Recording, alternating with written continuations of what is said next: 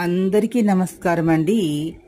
Bachirao astrology స్కూల్కి welcome అండి. కింద కనిపిస్తున్నటువంటి ఆ నెంబర్ కాంటాక్ట్ చేసినట్లయితే మీకు మరిన్ని వివరాలు చెప్తాను, మరిన్ని క్లాసులు కూడా మీకు చెప్తాను. ఇండివిజువల్గా కూడా క్లాసులు వీడియోలు చేసి పెడతాను. మీకు ఈ వీడియో నచ్చినట్టు లైక్ చేయండి, షేర్ చేయండి, సబ్స్క్రైబ్ చేసుకొని లైక్ ఇచ్చి ఎంకరేజ్ చేయండి.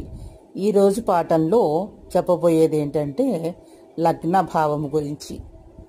అంటే ఒక జాతకంలో ఒక వ్యక్తి ఏ సమయంలో పుట్టాడో చూసుకుని ఆ సమయం ఆధారంగా లగ్నాలు అనేవి ఉంటాయి. పగటి లగ్నాంతకములు, రాత్రి లగ్నాంతకములు అని ఒక్కొక్క లగ్నం అనేది 1 గంట 30 నిమిషాల నుంచి 1:45 నిమిషాలు మధ్యలో ఉంటుంది. అలా పగలు మొత్తం 12 గంటలు, అంటే 12 లగ్నాలు కూడా 24 గంటలకి 12 లగ్నాలు అనేవి సరిపెడతారు. ఆ విధంగా మనకి పంచాంగంలో కనిపిస్తూ ఉంటుంది. మన జన్మ సమయం అనేది చాలా చాలా ముఖ్యమైనటువంటిది. జన్మ సమయం లేకుండా జాతచక్రం అనేది రాదు. మనిషి యొక్క జాతక చక్రంలో ఇందులో చూపిస్తున్న విధంగా ఒక సర్కిల్గా తీసుకున్నట్లయితే దాని ప్రకారంగా మనము ఈ యొక్క ఒక్కొక్క 30 డిగ్రీలు 12 రాశుల్ని కూడా ఒక్కొక్క 30 డిగ్రీలు చొప్పున మొత్తం 360 డిగ్రీలు, 12 రాశులు 360 డిగ్రీలు అవుతుంది. ఇందులో చూపిస్తున్న సింబల్స్ వేసుకున్నారు. ఈ సింబల్స్ అన్ని కూడా ఒక గ్రహానికి ఒక్కొక్క రకంగా ఎదుటి వాళ్ళకి తెలియకుండా కొంతమంది సింబల్స్ మెయింటైన్ చేస్తూ ఉంటారు. తర్వాత క్లాసుల్లో వాటి గురించి చెప్తాను. ఇక్కడ ఈ అమ్మాయి ఇందులో చూపిస్తున్న విధంగా బోర్డు మీద ఉంది కదండి, ఇదే అన్ని ఆ విధంగా గీశారు. అలా గీయడంలో ఉన్నటువంటిది ఏంటంటే ఇది ఒక వెస్టర్న్ మెథడ్ అంటాం. దీంట్లో సౌత్ ఇండియన్ మెథడ్ అని, నార్త్ ఇండియన్ మెథడ్ అని, ఈస్ట్ వాళ్ళ మెథడ్ అని, వెస్టర్న్ మెథడ్ 4 రకాల మెథడ్లో మనం జాతక చక్రం వేసుకుంటాం.